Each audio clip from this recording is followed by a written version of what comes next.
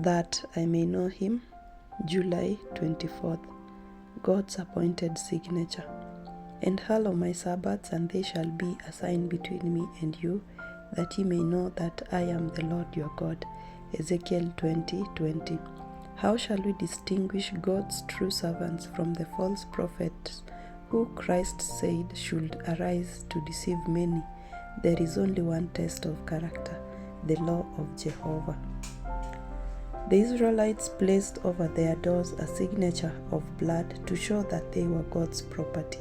So the children of God in this age will bear the signature God has appointed. They will place themselves in harmony with God's holy law.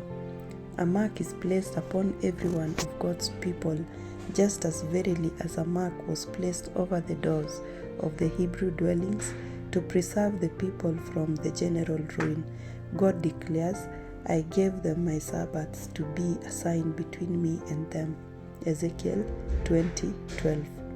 There is no need for us to be deceived. Satanic agencies have made the earth a stage for horrors which no language can describe.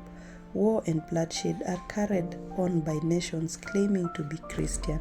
A disregard for the law of God has brought its sure result. The great conflict now being waged is not merely a strife of man against man. On one side stands the Prince of Life, acting as man's substitute and surety. On the other, the Prince of Darkness, with the fallen angels under his command. There will be a sharp conflict between those who are loyal to God and those who cast scorn upon his law. The church has joined hands with the world. Reverence to God's law has been subverted. The religious leaders are teaching for doctrine the commandments of men. As it was in the days of Noah, so it is in this age of the world. But shall the prevalence of disloyalty and transgression cause those who have reverenced the law of God to have less respect for it, to unite with the powers of the earth to make it void? The truly loyal will not be carried away by the current of evil.